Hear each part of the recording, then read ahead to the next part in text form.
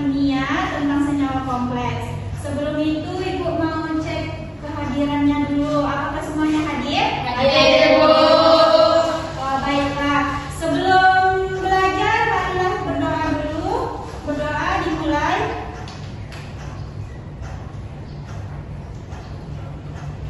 Berdoa selesai. Nah, pada minggu lalu Ibu sudah menyuruh Ananda semua untuk membaca tentang senyawa kompleks. Apakah sudah dipelajari? Sudah, Bu. Baik, selanjutnya kita masuki yang pertama itu ada pengertian senyawa kompleks. Silahkan kepada Risti dibaca. Senyawa kompleks adalah senyawa yang terdiri dari satu atau lebih ion molekul atau molekul yang terikat pada atom pusat melalui ikatan koordinasi. Atom pusat biasanya adalah logam transisi, sedangkan ion atau molekul yang terikat disebut dengan ligan. Ligan ini dapat berupa ion atau molekul netral yang memiliki pasangan elektron bebas yang dapat disumbangkan kepada atom pusat. Nah, iya. Siapa yang bisa menyimpulkan yang dibilang Risti tadi? Kesimpulannya adalah bahwa senyawa kompleks itu terdiri dari satu atau lebih ion, Bu, atau molekul yang terikat pada atom pusatnya yang seringkali kita dengar dengan ikatan koordinasi. Nah, di situ ada atom pusat dan ligan. Bu. Siapa yang tahu kalau yang udah belajar? Siapa yang tahu apa itu atom pusat dan apa itu ligan? Saya, Bu. Nah, atom pusat adalah logam transisi yang memiliki orbital kosong sehingga dapat menerima pasangan elektron dari ligan. Nah, ligannya, Bu, ligannya itu adalah anion atau molekul netral yang diikat oleh atom pusatnya, Bu. Pintar. Sebelum masuk ke teori, kita lihat dulu bagaimana sejarah senyawa kompleks dari atom nikel. Kepada Najwa, Senyawa kompleks nikel telah dikenal sejak zaman dahulu. Buku arkeologis menunjukkan bahwa nikel telah digunakan dalam pembuatan perhiasan dan benda logam lainnya selama berabad-abad. Abad ke-17. Yang pertama, 1654, Johann Glauber, seorang apoteker Jerman, berhasil mengisolasi nikel sulfat atau FiSO4 dari biji nikel. Tahun 1751, Antoine Bioffi, seorang ahli kimia Prancis, secara resmi mengidentifikasi nikel sebagai elemen baru. Abad ke-18, 1772, Kronstedt, seorang ahli kimia Swedia, mengembangkan metode untuk memproduksi nikel murni dari bijinya. 1740, Boltzmann, seorang ahli kimia Swedia, mempelajari sifat kimia nikel dan senyawa kompleksnya. Abad ke-19, 1807,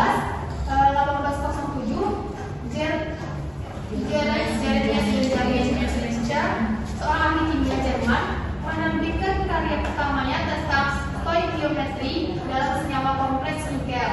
1892, Alfred Wegener, seorang ahli kimia Swiss, mengembangkan teori koordinasi yang menjelaskan struktur dan sifat senyawa kompleks nikel.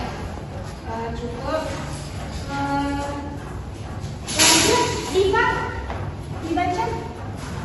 Selanjutnya itu pada abad ke-20, pada tahun 1920-an, Lewis dan Irving Langmuir mengembangkan konsep ikatan kimia dalam senyawa kompleks nikel.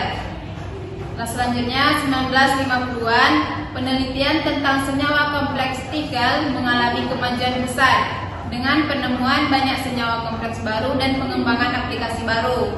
Pada 1960-an yaitu pengenalan teknik spektroskopi canggih seperti NMR dan X-ray diffraction yang memungkinkan para ilmuwan untuk mempelajari struktur dan sifat senyawa kompleks. Lanjut ke abad ke-21, yaitu ada penelitian tentang senyawa kompleks nikel terus berlanjut, di mana dengan fokus pengembangan bahan baru dengan sifat yang diinginkan seperti katalis, magnet, dan luminescent. Selanjutnya, senyawa kompleks nikel juga digunakan dalam berbagai aplikasi medis seperti bioimaging dan terapi kanker. Ya, terima kasih Najwa sama Diva. Jadi sejarah senyawa kompleks itu ternyata panjang sekali ya abadnya. Dari abad ke-17 sampai ke abad 21. Bisa dipahami? Bisa. Selanjutnya kita akan membahas tentang teori senyawa kompleks. Nah, pada teori senyawa kompleks ini ada 3 teori. Yang pertama itu ada teori medan-ligan, teori ikatan valensi, dan teori orbital molekul. Yang pertama itu ada teori medan-ligan. Kepada Ica dipersilakan. Baik, teori medan-ligan atau LFT adalah pengembangan dari teori medan kristal atau crystal field theory yang memperhitungkan interaksi antara logam transisi dan ligannya sebagai interaksi elektrolitik serta aspek kovalen dari ikatan tersebut yang dimana contohnya octahedral nikel yang mana NiNH3 6 2+. Selanjutnya teori ikatan valensi. Kanisa, baik, teori ikatan valensi atau FIV adalah teori yang menjelaskan ikatan kimia dalam senyawa berdasarkan tumpang tindih orbital atom dan pembentukan ikatan kovalen. FIV berfokus pada hibridisasi orbital yang menjelaskan geometri kompleks. Contohnya itu adalah octahedral, yaitu nikel 2 NiNH3 6 kali 2+. Yang terakhir kepada Erni. Teori orbital molekul atau MOT menggabungkan orbital atom dari logam pusat dan ligan untuk membentuk orbital molekul yang diperluas di seluruh molekul kompleks. Nah, contohnya octahedral nikel 2. Nah, Ni20NH3 6 kali 12. Nah, gini bentuk struktur dari NiNH3 6 2+, yang mana NH3 ini sebagai ligannya dan Ni2+ ini sebagai atom pusatnya.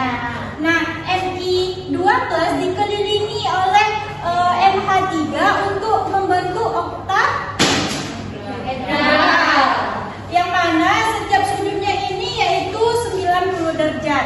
Itu menurut teori yang pertama tadi, teori medan-ligan.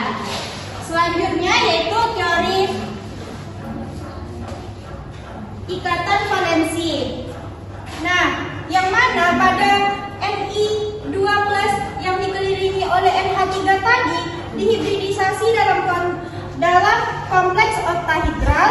Dalam ion Ni2+ dikelilingi oleh 6 ligan. Nah, teori ini menjelaskan ion logam harus mengatur ulang orbital-orbitalnya untuk menyediakan 6 orbital yang dapat digunakan untuk membentuk ikatan dengan ligan-ligannya.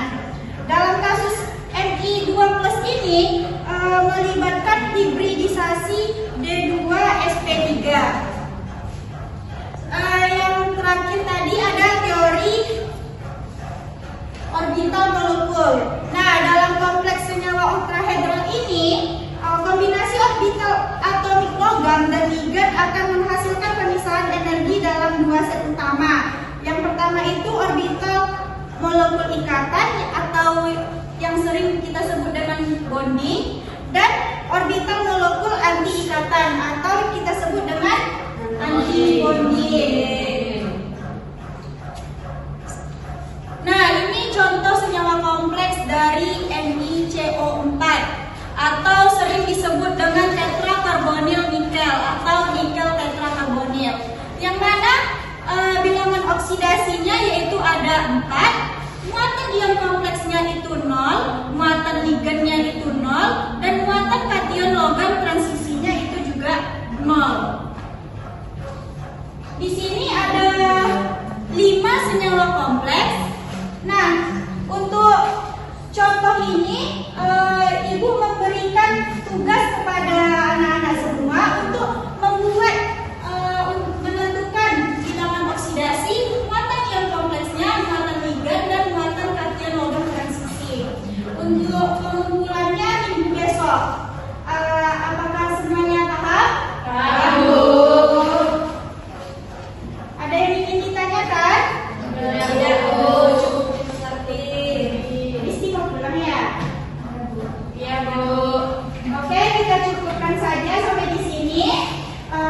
dan kurangnya Ibu mohon maaf. Ibu akhiri. Wabillahi taufiq wa hidayah.